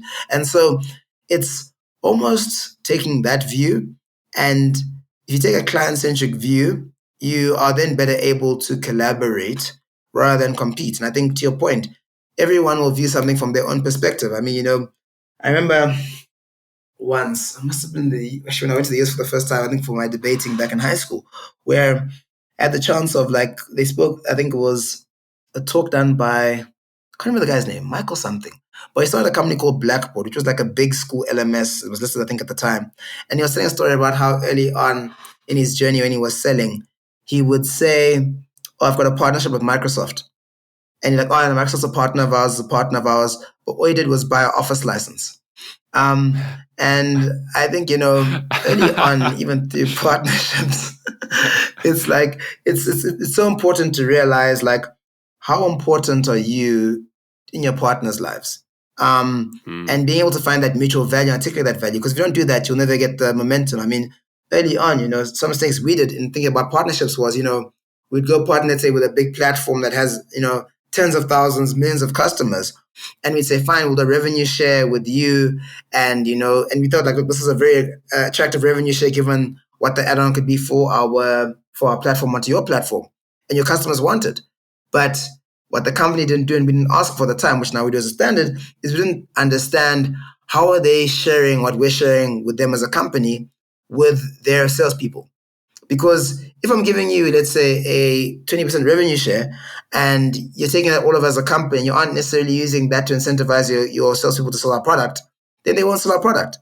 And so it's often important to understand, I think, on a partnership level, the incentives right down to the individuals in the flow. And I think that's helped us with our partnership to understand our traditional competitors as partners, because what are they solving to do? The same way, like, to your earlier point around, me leaving sales to focus on building the product and the partnerships. Yes, could I remain selling a $1 per user per month LMS license? Yes, I could, and I'd still be making sales. Or could I rather go and develop a product which is now worth $20 per user per month and actually do, half the sales and make, 10 times the money? And so it's often about, as a founder, taking that longer term view of what's the best use of your time and is what you're doing the best way to grow the business. And I think often with us, with our partners, similarly, was saying, like, look, given what your objectives are, whatever they may be, how can we come together? And so to some extent now, we don't sell our platform as a standalone because we know that we have lots of partners in the market and they're very good, LMS and LXP, they have different names over time, that are out there offering their solutions. And so I'd rather integrate with them directly because we know that they're spending their 100% of their time focused on the platform, whereas we focus on the content. And so it's often about just finding that common ground and having the frank conversation. Yeah, that immediately makes me think about Metavolve, because if I had to think of the early days, we would always view other facilitators, leadership coaches, accelerators, even investors as competitors to what we're doing, because for our understanding and our maturity at the time of the customer was around the fact that, these are all the people that they're going to try and help them grow their business. So with that very limited view, it's like, sure, they are all competitors. But actually now it's like, and obviously as our own business and operations and product has matured and we've really understood our value a lot more, and we understood the customers a lot more in terms of what they're looking for when it's the customers, founders. It's the point of how is it that I can accelerate the growth of my business, but also accelerate the time to build a sustainable business and essentially maximize my productivity and minimize my stress at the same time. And if you're looking at all of that, it's like, cool, investors, accelerators, coaches, psychologists, therapists, you name it, are all potential collaborators. Like, how can we do this all together? We're helping them want to do the same thing. And what's it evolved into now is, well, at least our view is our main competition is just founders wanting to do it themselves, right? Because the nature of being a founder is you're a very independent-minded person that you're trying to go for. And it doesn't matter if it's strategy or coaching or therapy or investing, or I think investing is the other one. Actually, I feel like that's still also highly romanticized and not looked at with wisdom from early stage founders' perspective. But there's all of these things that are available to you, and it's this element of I need to do it all by myself, right? And I think that's something that we are trying to work at. And I think also what in time, when I start chipping away at an industry level, the ecosystem is getting to those founders of you don't have to do it all alone. And the most successful founders, like yourself, have always been around. I know that from the beginning, but who can I collaborate with, and who can I ask for help, and who's willing to help? And to your point is sometimes that's a human being, sometimes that's a book, right? And that's just kind of going out there and doing it. And to your point, I think it also comes to the point around humility and being vulnerable. Because I think as a founder, you always have insecurities. Even if you are the most confident person in the silent hours, you'll be like, ooh, am I the right person? Ooh, do I know that space? Am I going to succeed? Are we going to crash and burn as a business? And so the question is always like, as a founder, you're not alone. I think everyone thinks what you're going through is unique to you. It's been gone through. I serve on listed boards. Listed CEOs go through these things. It's not even about I think it's that sense of giving yourself the care, the concern, the patience. I think goes a very long way, just the self-care, because then you aren't forced to always be like, I have all the answers. Because I think to your point, the most aware founders, yes, can still show up with confidence and be strong, but in the same vein also can put their hand up and say, hey, I don't know this, or hey, I need help. 100%. Yeah, and there's still the irony is that there's even I think there's some it's become so commonplace, it's almost like hallmarky, but it's the hardest thing to do is asking for help. And it's true. I think it's become cliched, but that's because it's true. So Melvin, on the point of the partnerships, right? So I just want to understand from you and a leadership team perspective, how did you manage these multiple priorities now? Is this something that you were just taking on at the other side? How are you managing your own time and your own focus? It seems like you were focused on building out the sales part. Now we're looking at the partnerships. How did you share those kind of priorities and focus areas at a leadership level without burning yourselves out as individuals? Yeah, one thing about I think being in a team, whether that's founding team, operating team, exco, is there's going to be balance. Sometimes you'll be up, sometimes they'll be down. And it's almost like a good balance. Hopefully you'll never all be off on the same day. Be like, screw it, we're not going to build this thing anymore. I'm going to go to my mother's house and eat ramen noodles.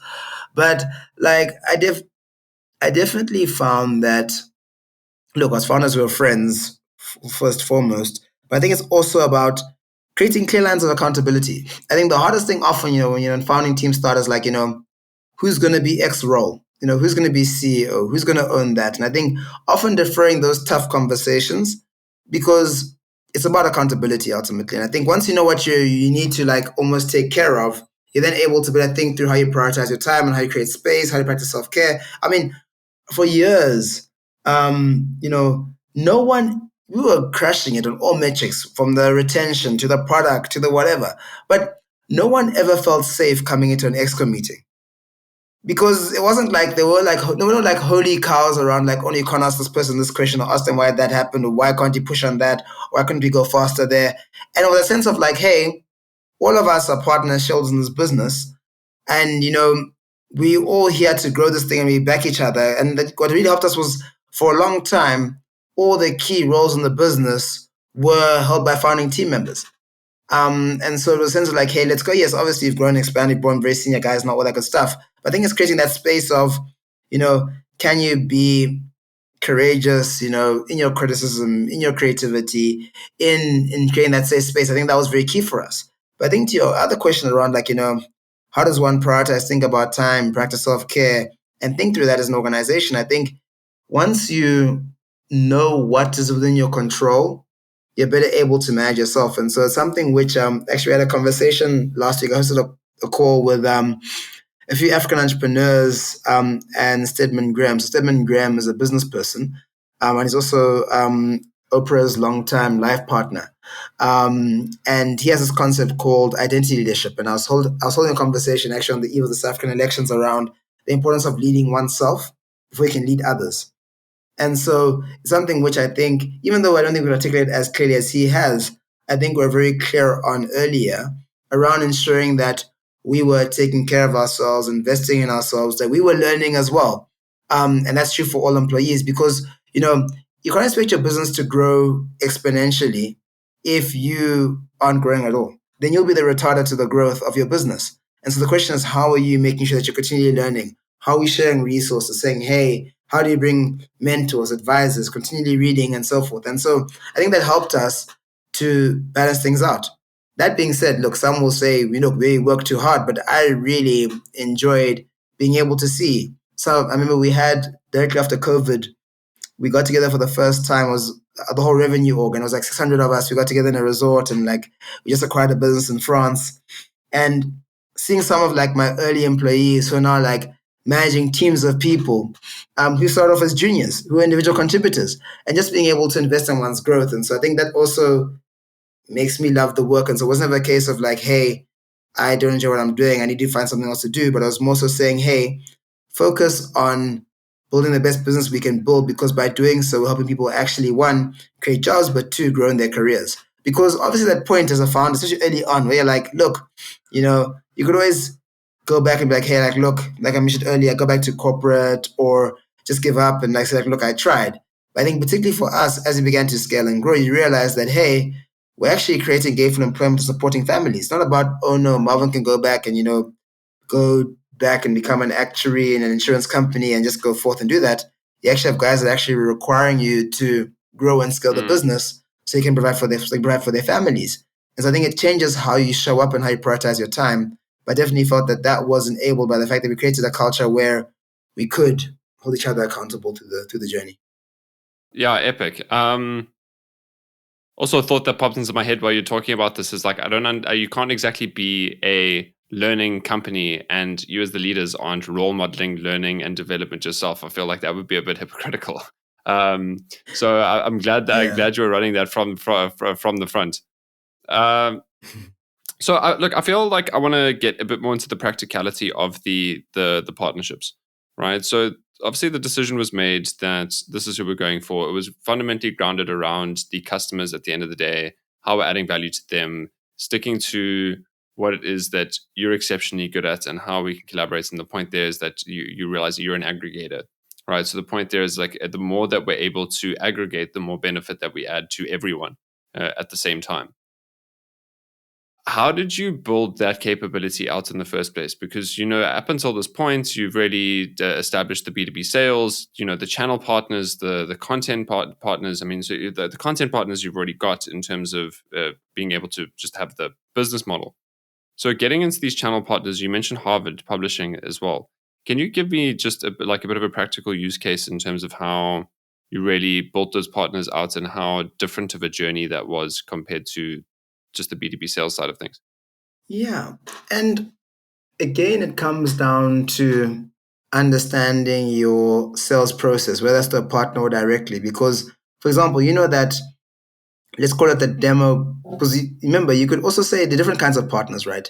You could say to someone, hey, you're a partner, and all you do is refer the customer to us, and we'll go end to end and demo and close and sign on our documents and our paper and stuff. Or you can say, hey, you're a reseller. Another extreme, we're saying, hey, like, look, here's our product, here's training on our product. Go forth and your teams can go end to end. Let us know when you've closed the sale, send us the money.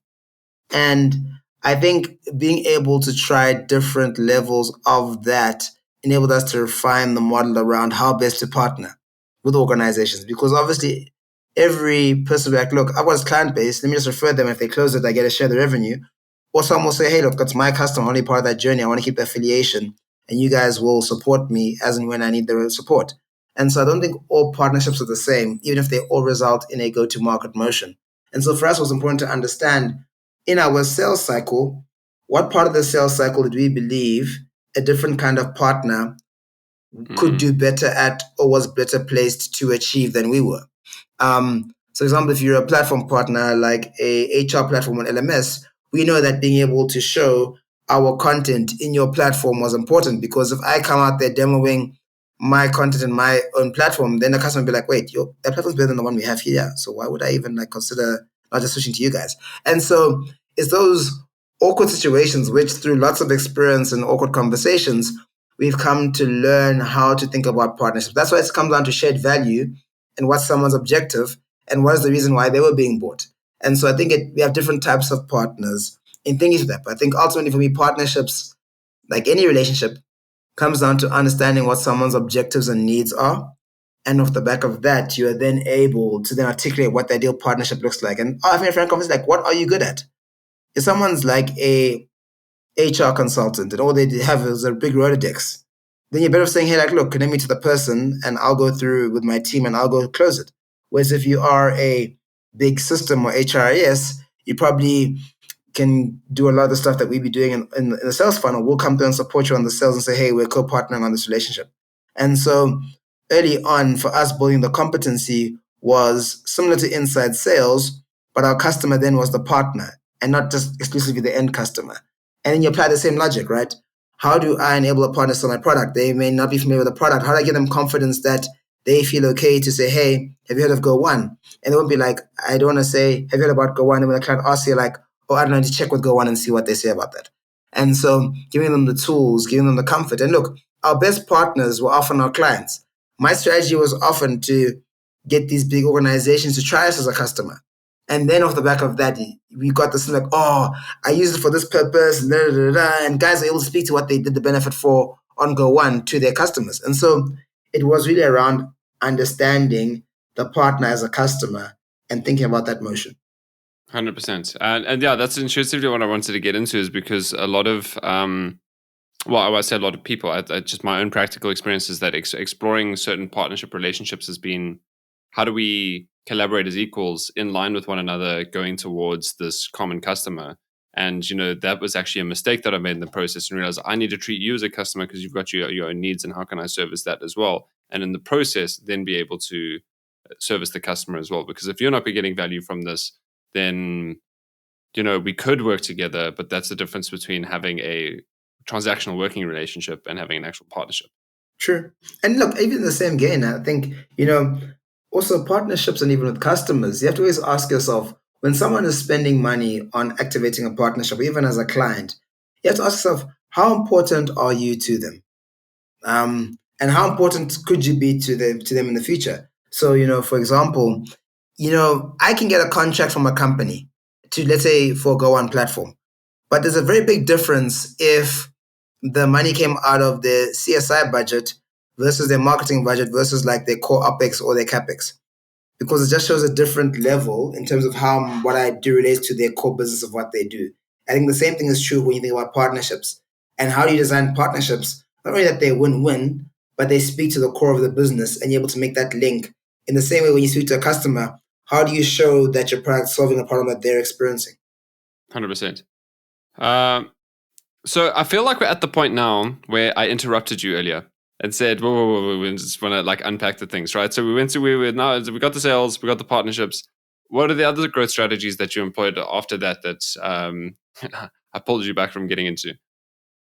Look, I think the business grows through multiple things. And I think so obviously just today we focused a bit more on Sophia's focused a lot on go-to-market sales. But the same thing with product, right? Obviously, with us, content was product. But in the same vein, I mean, when you think about building a microservices architecture so you can literally build out a product that scales and doesn't necessarily break when one thing, like all those things were important on our journey as we grow. Because if I was just selling around the world to different countries and we never had the back end to support it, the system to support it, wouldn't have gotten to where we were. And so just to think about scale in your organization. So I mean, like with us, I mean, I would say back in the day, it was actually even tough to be an employee at GO1 because every 12 months we were changing the org chart. Not necessarily firing people, but because they were like, hey, now we're going to try, whatever, centralized sales, not in-country sales, or centralized product teams. We're going to do feature teams. We're going to do this teams. And we weren't afraid to try different configurations to improve the operational efficiency, especially because just context. What was your headcount at that point in terms of because obviously as founders, right? We like the complexity goes and we adapt to the complexity. But now I'm imagining like it's very different when you've got a 10-person team and or a 20-person, 50-person team and let's experiment. How many people were you at this time? We're like, let's try these different structures. So we tried many things often. I think when we were small as 20 people, we began doing that. It's just basically how do you think about for example, when you go from on the sales side, having one person going end to end to having different ones to saying look, hey, I want to have customer success in country versus not because now you have more people, or you want to have teams. Now you have teams based on location for the product. Now you're saying, no, we should have squads based on parts of the product. And obviously it's about also learning from best practice out there. Because remember, all of us were first-time founders to some extent. And so you're all learning by doing what you want to what best in class looks like. And also the same thing, you're hiring people and you shouldn't be afraid to ask them, hey, I'd love to ask in interviews for what you know about our business today, what would you do differently? And I ask you outside in, what would you do differently? And in a month's time, I come and say, hey, you've been here a month. What do you do differently in our business based on your experience? Because they're hiring guys who've seen what happens elsewhere and not being afraid to hear that because you can't think that, oh my gosh, my organization is the hardest thing out there. We can't do no wrong. And I think it's that, again, that humility. And it would happen often. We're just like, hey, it's a good point. Why are we doing that way? And so it's being open to that even at a founder, exco, CEO level where anyone can offer that feedback and being okay to say, let me listen to that. Does it make sense? And being open to it. And so for us, it was a key thing around that. I mean, there's a great book, Creativity Inc. by Ed Catmull, one of the founders of Pixar. And again, similar thing. How do you create that culture where anyone in the organization feels safe enough to be able to contribute and have meetings that actually lead to not one-upping, but actually people contributing? And I think that's what helped us think through different permutations and scale. And so when we were 20 people to when we were 700, it's about saying look, yes, you are good at that, but the organization needs you to build that skill set. How can we support in your development so you can remain relevant to the skills of the organization and we can try this? And also we say look, we tried a distributed team. It was a mistake. Sorry, guys, we're going back. And it's that point of not being oh no, because we said it now, we're going to stay the course because that's what we said. No. Yeah, and that level of humility from a leadership perspective is such a common trait in people that are successful. I mean, there's this video that I love from Elon Musk, the world's richest man. He has this moment where a YouTuber is asking him a question about his rockets and simply and just ask a question well, why don't you do it like this? And he takes a moment to pause and he's like, yeah, we're actually going to do that. Thank you. I'll get back to you on that. And it's the same point there. It's you're hiring all these people that are clearly capable. Otherwise you wouldn't be hiring and getting their expertise and their view in is awesome. Melvin, I want to just talk to me about scaling the product, right? Because I think there's, you've at the point where the product's quite complex. It's very multifaceted. You're dealing with a marketplace. You've got content creation, content consumption, reporting, analytics. There's so much to what you've built, right? How did you go about really scaling the product, not just from an actual architecture perspective, but also making sure that you started? Was there any point where you started going product driven growth as well? And it's an age-old debate. I don't think it's either or, to be honest. I think my early sales guys are promoted when they became VPs of sales. They'd be like, we're a sales company. Without sales, there's no business. And the product guys are like, no, we're a product. And we would, without the product, there's no business. Or there's a sales role. And then and you see how much a salesperson gets paid OTE plus commission. And then some developers like, oh no, it's not fair. And then someone will be like, fine, if you want to take the job, come be a salesperson. Like, so I don't think it's often that age-old debate depending on what someone's starting point. And to be fair, I would argue the best companies leverage both, because the best products have a flywheel that will continue to sell themselves, in how it's designed and how it's sold, how you go to market. At some point, we tried, self-service onboarding, where someone could come in, put their credit card. Product was very slick, easy to use. You could sign up and you go and we start billing you. But the reality is, could an enterprise do that? No. And so now you can't go on a website and actually, go through and put your credit card details and then see all our content and get the platform. And so for us, it wasn't an either or, but we felt that like if we, for example, what got us to where we were initially was, ease of use, being one of the best platforms in the world for learning in an organization, we had to stay true to that. And so it wasn't either or. I just also think that certain times, depending on you, and now we're getting the weeds of startups and economics here, but like if you know what your lifetime value is versus your cost of acquiring a customer, or even your RP, average revenue per user or per customer, there's only so much you can invest in go to market to get there. So if you are a B2 SMB company or B2C, if you're Netflix, you can't have someone call every single person that signs up for Netflix, because the reality is you don't make enough from the person to justify that phone call. And so even how you sign them up, how you service them, the reason why you will struggle to speak to someone on the phone when it comes to Netflix or Spotify or whatever. And so I think it's often important to understand what are you selling and to who you're selling, and that often will inform what's the best go-to-market motion to get where you're going. Yes, certain things can create leads and opportunities and so forth, but I think for us it was always hand in hand.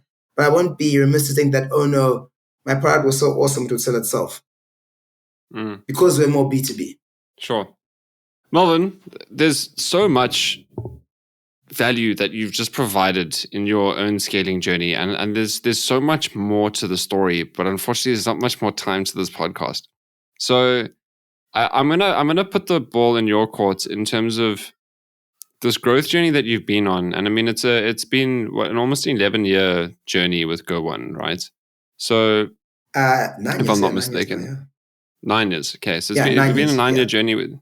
So I mean, that's a lot. And the thing, I mean, there was you were the YC in year one, so it's not like the.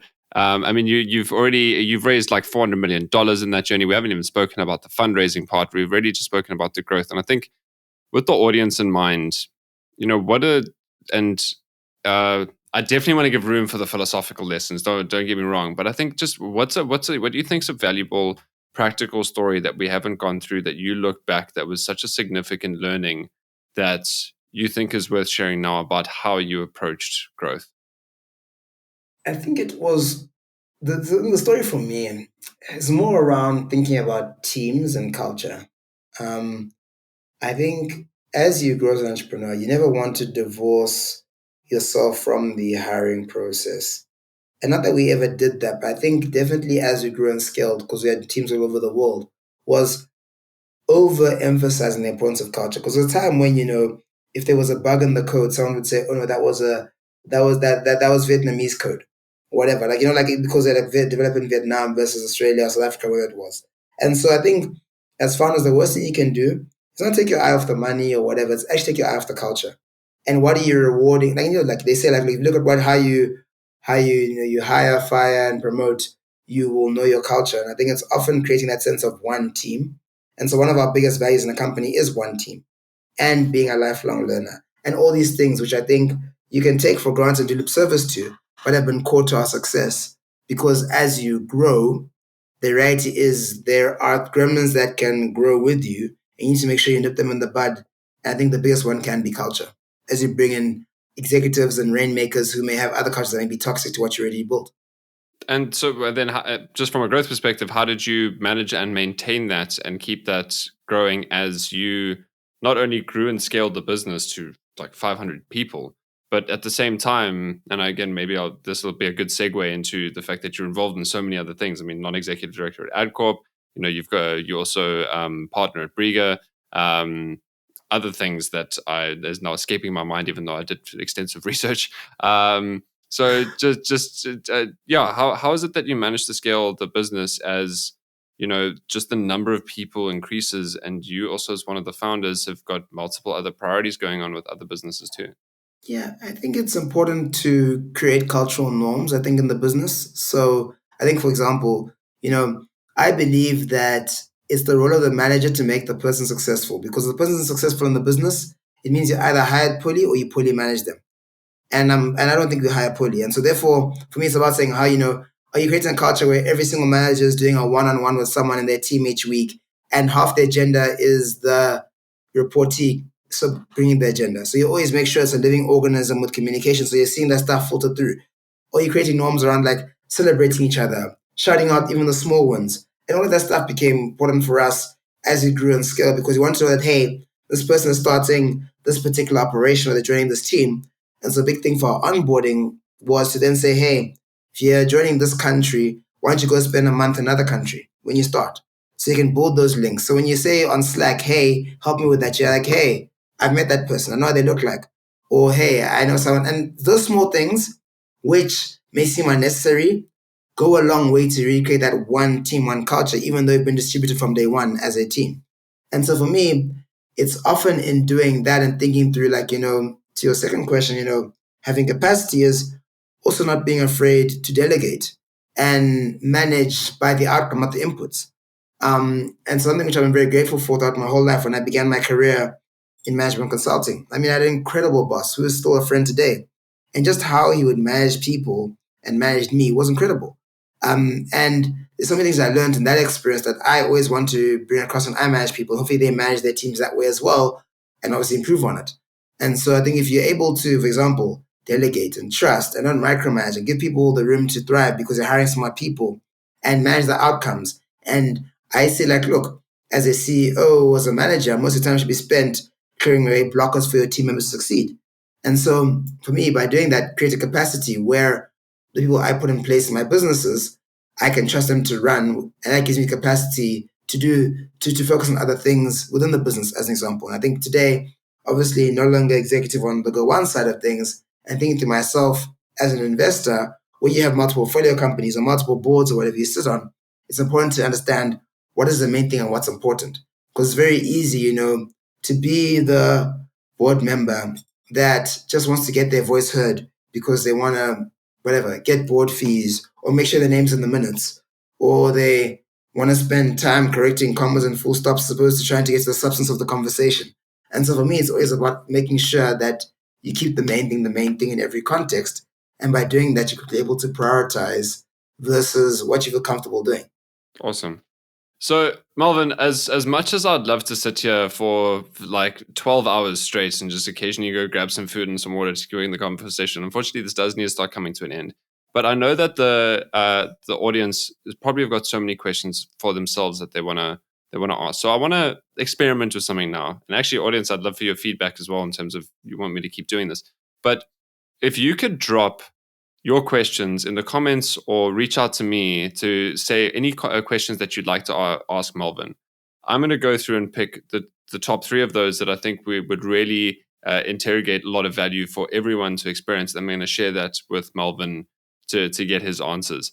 Melvin, is this something that you'd be happy to do as well? No, open to it. More than happy to contribute to that. Fantastic. So I think that's the opportunity for us to really get more into the detail, whilst also conscious of your time. The fact is, you've been sitting there and watching and listening to us for 2 hours now. So Melvin, I think just to wrap up the story for you, I mean, you're an investor, board member. There's so much going on. Like, I just want to give a minute to what are all the things that you're currently busy with, and what would you say is your main area of focus right now? Something which I'm big on, and I think goes into this main question around, my career objective is to create 100,000 jobs, either through companies that, I have, invested in, helped co-found, built out, whatever it may be. And so I know that I may not do that on my own. And so my question is, how do I, with platforms like this, and even as an investor, how do I share those experiences and enable other entrepreneurs to get to scale and exceed where we have been on our journey? And so for me, my focus now is as an investor. And, I really struggled to raise capital early on. I think the first African investor came into my cap table at Go1 when we did our Series D. That was a unicorn round already. And so from that perspective, I say to myself, like, look, I want to be the investor I wish I had when I was building my businesses. And that's true for all of us at Brigger as partners, which is our VC fund, because all of us are former operators and founders of our businesses. And so for me, it's always like, how am I able to leverage my experience to help someone make new mistakes and be that sparring partner? And so a lot of my time today is spent with entrepreneurs, ones who are looking to bring to a portfolio company, those in a portfolio, and being able to share those lessons with them. And so that's what excites me and really enthuses me. Amazing. I love to hear it. And with that mission in mind, to create 100,000 jobs and doing it through what I also believe to be the most important place to do it is by the compounding success of entrepreneurs. What would you say that the next, firstly, the rest of 2024, but maybe the next year, 18 months looks like for you? Yeah, I think definitely it's a year of, I think, I was a very good angel investor, for a number of years and did particularly well over the last 11 years doing angel investing. But I think, as a professional investor, it's about thinking through how do you do things at scale and create that platform to do so. And so, for example, in our VC fund, I partnered with one of the fastest growing VC funds in Europe, one of the top performing ones there in this pre-seed seed stage.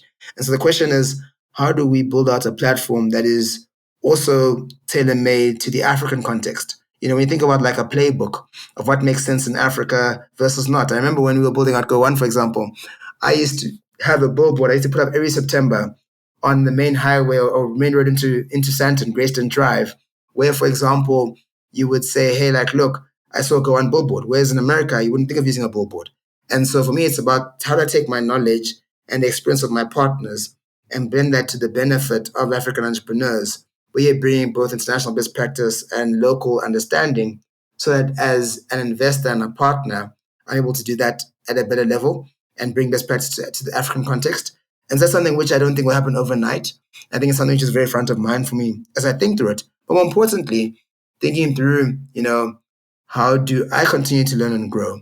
And I think it's also making sure that I'm investing in myself. It's very easy to think, oh no, I built one big business, therefore I know everything. And so it's that humility of gain to making sure that I'm continually investing in myself. So I can also be the best partner and sparring partner to the companies I invest in. So that's probably the next, 12 to 18 months as we continue to build out our fund and to make more investments. Last chance for me to get specific. When you're talking about investing and developing yourself, what specifically are you referring to? What are you focusing on there? Yeah, so for me, where we focus as a fund is pre-seed seed. And something that's true is, and it's a bias that many of us have, is we invest where we're familiar. There's a reason why so many companies are founded by males. And so what I'm trying to learn and unlearn is also explore different parts of the region, being Africa, and also be very proactive around working against my biases I have when I meet an entrepreneur or I think about a geography. Because the accent is different doesn't mean that they aren't going to be a $1 billion company. I think that is lots of personal work one has to do because it's so biased. We all like to invest people that look like us, sound like us. Oh no, this guy went to a good private school, went to Oxford, whatever it is, therefore he's going to be a unicorn founder. No, that's not the pattern match you need to have. And so for me, that's a bias I think many investors have subconsciously because he sounds American, therefore he's going to make more money as an entrepreneur. No, that's not true. And so for me, it's something which I want to work proactively personally as Melvin to both consciously and subconsciously be able to work against those biases as I think about organizations and businesses. Sure. Yeah, that's a slice of humble pie right there to end the episode off. Melvin, the last question that I have for you that I end every episode with is, what's the one question that I haven't asked you, that I should have asked you, that you'd like to answer now? So I think we've been very thorough in our conversation. I think we've covered a lot. There's no particular question I think that you could ask me. You could have asked me where I am in the world because I do like to travel. But for me, I was very intentional about choosing to live in South Africa, despite having teams around the world. And something which people often ask me around, like, why aren't you living in the US, Australia, UK? Because, many Africans like to leave the continent to go elsewhere. And I'm very convicted that as a young entrepreneur, male or female, there's no better place to be than either in your home country building, where you have an unfair advantage of knowing the experiences on the ground and what things happen. More importantly, I think as an African, even a South African, the number of opportunities for a person that's willing to apply themselves entrepreneurially and take risks are incredible. And I think it's something which I proactively choose to do and spend time in South Africa, even though there are many options to live abroad and build a family and home that side of the world outside the ecosystem today. And so something which is close to my heart from that perspective. Yeah, I love to hear that, especially as, we have the flight of people leaving the country now with all the concern happening around the elections. I think just to that reminder sadly, our best export are our peoples. Yeah, and there's no place like home. Melvin, thank you so much for being on the Founder Files. It's been an absolute honor and privilege, and I can't wait to repurpose so much of the valuable content that you've shared with us today. No, thank you very much, Cam. This was truly one of the most incredible conversations I've ever had on this podcast. And that's exactly where my first reflection is coming from, gratitude. And gratitude is not only critical in being able to enjoy the journey, but showing gratitude for your experiences and opportunities is actually a huge source of drive, especially in Melvin's case. Intellectually, I've always known this, but his authentic sharing has really highlighted to me that having the perspective to view your past with gratitude helps embrace opportunities when you spot them, because you're not only able to spot them better, but you're more deserving of them too because you've appreciated the previous ones.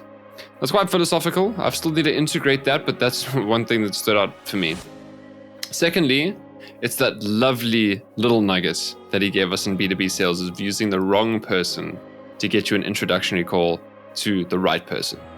Now, not only does it cut through the noise for the person you want to be introduced to, but if it's coming from a person with status and respect, then you're far more likely to succeed in the sell.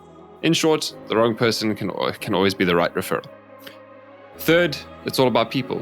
Whether it's your core founding team or the people you hire along the way, make sure to value them enough to not just ask their opinion on how you can improve, but constructively criticize them because you know what they're capable of. If you have any key lessons that you'd like to share or questions you'd like to ask me, then please let me know in the comments. And please let me know if there are any topics you want me to get into next time that we didn't get into today. And remember, don't forget to follow us right here and on your preferred social media channel.